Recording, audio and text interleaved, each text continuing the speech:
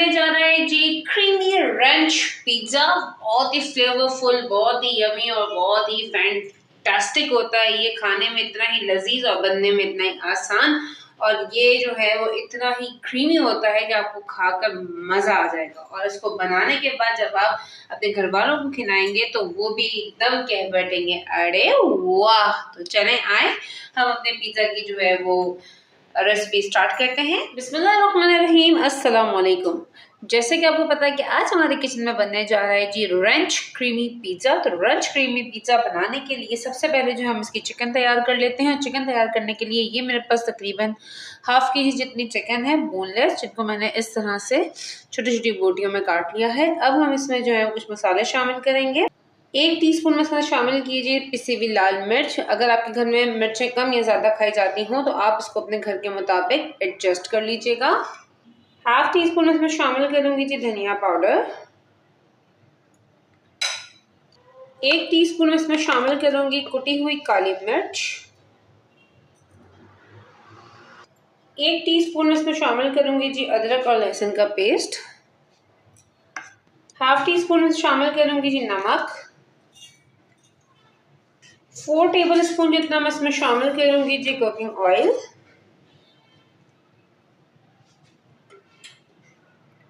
अच्छा जी 4 table spoon जितना मैं इसके अंदर शामिल करूंगी जी दही।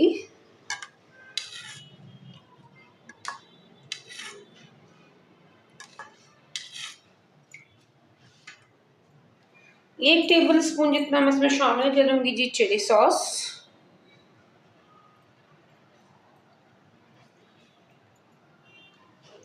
हाफ टी स्पून में इसके अंदर शामिल करूंगी जी हल्दी। और हाफ टी स्पून में इसमें शामिल करूंगी जी जीरा पाउडर।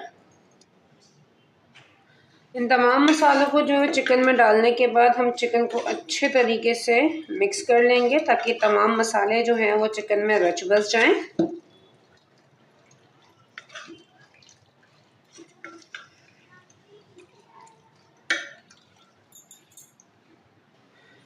अच्छा ये तमाम मसालों को जो है चिकन में मिक्स करने के बाद मैंने इसको कुक करने के लिए रखा है। हम इसको मीडियम टू लो फ्लेम पर ही कुक करेंगे यहाँ तक कि जो हमारा चिकन का पानी है वो भी जो है वो खुश्क हो जाए, और ये दही और चिकन के पानी में ही हमारी चिकन बहुत ज़बरदस्त से कुक हो जाएगी। तो हमारी चिकन जब तक कुक हो रही है, टेंडर हो रही है, तब तक हम अपनी पिज़्ज़ा डो की तैयारी कर लेते हैं। अच्छा जी अब जो है वो मतलब पिज़्ज़ा की जो है वो डो तैयार करेंगे। पिज़्ज़ा की डो तैयार करने के लिए ये मेरे पास है जी 2 कप जितना मैदा। अब हम इसमें शामिल करेंगे 1 टीस्पून जितनी चीनी, 1 टीस्पून नमक, हाफ टी स्पून हम शामिल करेंगे जी बेकिंग पाउडर, 1 टेबल स्पून जितने मतलब शामिल करेंगे जी इंस्टेंट ईस्ट, और 4 टेबल स्पून हम इसके अंदर शामिल करेंगे जी ऑयल।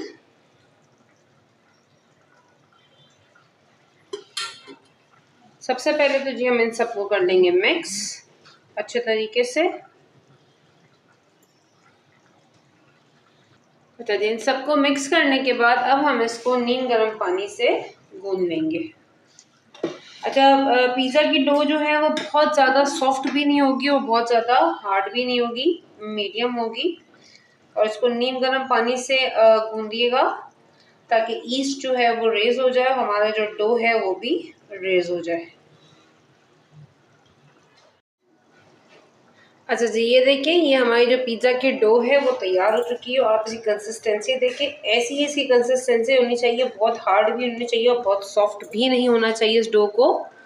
अब हम करेंगे ये कि इस डो को समेटेंगे इस तरीके से।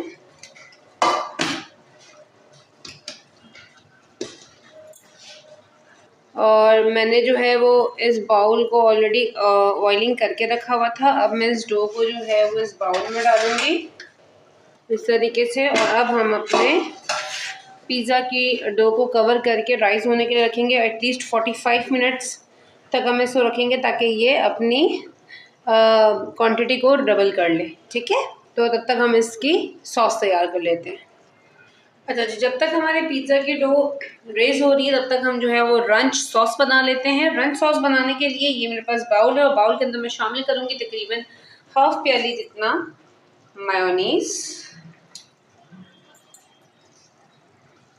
अच्छा जी, हाफ़ कप मायोनीज़ शामिल करने के बाद मैं शामिल करूँगी जी हाफ़ कप जितनी क्रीम।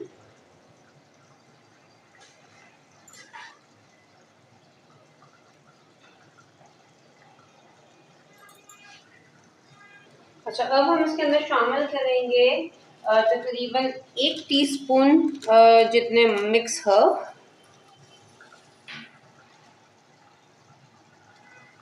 1 टीस्पून मैं शामिल करूँगी जी थाइम।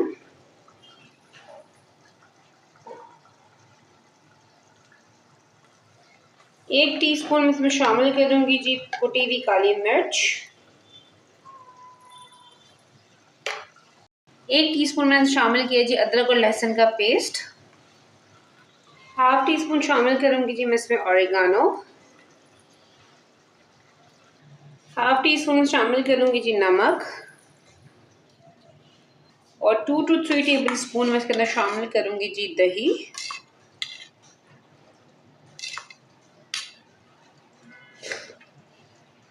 और अब हम इन सबको मिक्स कर लेंगे अच्छे तरीके से। अच्छा, मैं इसके साथ ही साथ इसमें शामिल करूँगी 2 टीस्पून विनेगर या 1 टेबल स्पून समझ लें विनेगर का। अगर आपके पास लेमन मौजूद हो तो आप इसके अंदर लेमन भी शामिल कर सकते हैं। तकरीबन जो है वो एक जो पूरा दरमियाना साइज़ का लेमन होता है वो इसको इस करके शामिल करें। मेरे पास नहीं है तो मैं सब इसके अंदर तकरीबन 1 टेबल स्पून जितना सिरका शामिल कर रही हूँ। और अब हम इसको कर लेंगे जी अच्छे तरीके से मिक्स और ये हमारी रंच सॉस तैयार हो गई। तो ये देखिए जी, ये हमारी रंच सॉस तैयार हो गई है। अच्छा जी, ये देखें जितनी देर में हम अपनी जो है वो पिज़्ज़ा डो की तैयारी कर रहे थे और रंच सॉस बना रहे थे उतनी देर में हमारी चिकन है वो भी अल्हम्दुलिल्लाह कुक हो चुकी है और इसका तकरीबन सारे का सारा पानी जो है वो रिड्यूस हो चुका है। तो हम इसका भी चूल्हा बंद करेंगे और अब हम अपने पिज़्ज़ा की तरफ बढ़ेंगे। अच्छा जी, ये देखिए हमारे पिज़्ज़ा का जो डो है वो बहुत ज़बरदस्त सा जो है वो राइज़ हुआ है। अब हमने करना ये है कि इसको हम जो है वो इसकी पहले एयर निकाल देंगे। एयर निकालने के बाद हम इसको 2 हिस्सों में डिवाइड करेंगे और डिवाइड करने के बाद हम इसकी रोटी बेल लेंगे। रोटी बेल कर ये मैंने जो है वो पैन ऑलरेडी ग्रीस करके रखे हुए हैं जी। रोटी बेल लेंगे। रोटी बेलने के बाद ये मैंने ऑलरेडी जो है वो अपनी ट्रे ग्रीस करके रखी है तो हम इसके ऊपर इस रोटी को सेट करते हैं। अच्छा जी, ये देखिए मैंने पिज़्ज़ा के डो को जो है वो अपने जो ट्रे है उस पर सेट कर लिया है। अब हम इसके ऊपर फोक की मदद से सुराख करेंगे ताकि कहीं पे भी कोई एयर ना रहे।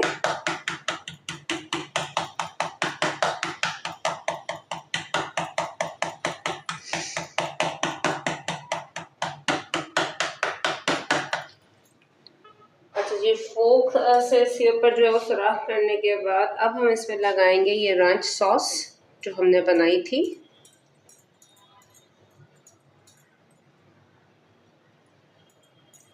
इस तरीके से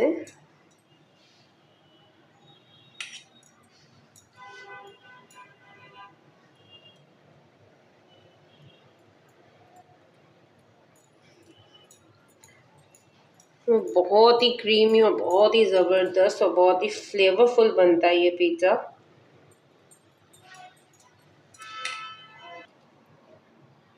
अच्छा जी, रंच सॉस लगाने के बाद हम इसमें जो है वो डालेंगे मोज़रेला चीज़।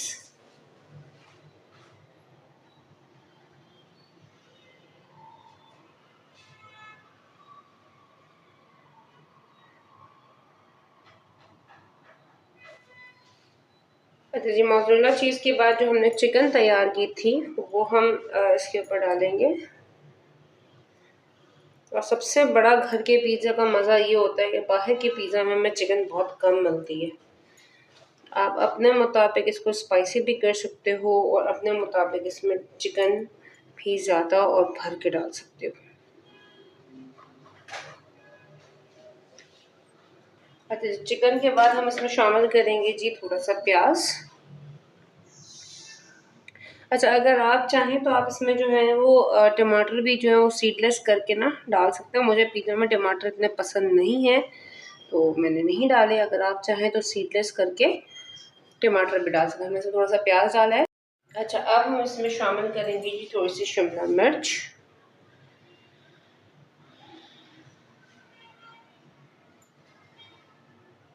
शिमला मिर्च शामिल करने के बाद हम इसमें दोबारा शामिल करेंगे जी मोज़रेला चीज़।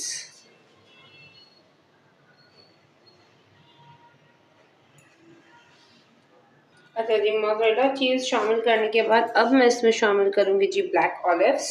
अच्छा, अगर आपके पास ग्रीन ऑलिव्स हों तो आप इसमें ग्रीन ऑलिव्स भी शामिल कर सकते हैं। अगर आप इसमें जैलेपिनोज़ डालने हैं अपने टेस्ट के मुताबिक आप इसमें जैलेपिनोज़ भी सेट कर सकते हैं। अप टू यू, जो आपको पसंद हो, जो आप डालना चाहें।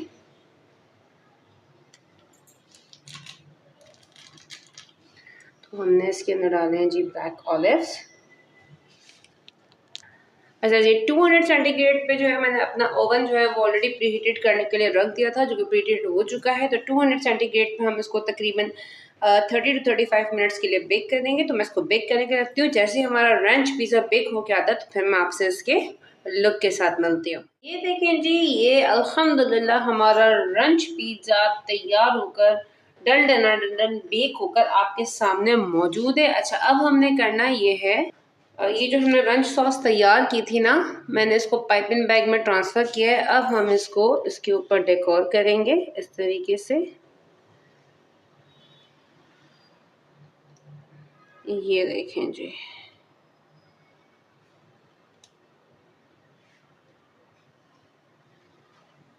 इस तरीके से।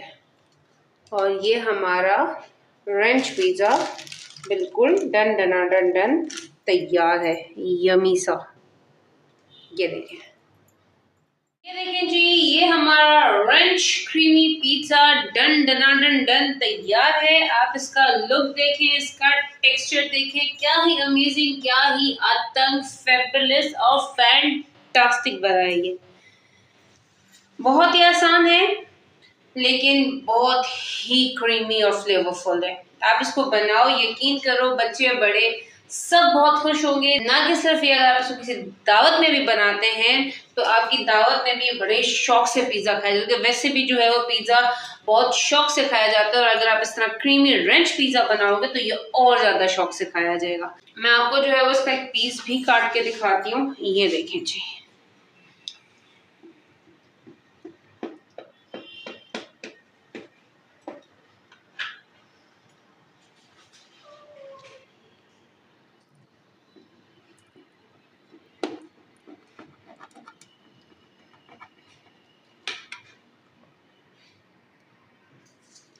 ये देखें जी, क्या ही ज़बरदस्त बना है पिज़्ज़ा और क्या ही यमी है। और ये देखें,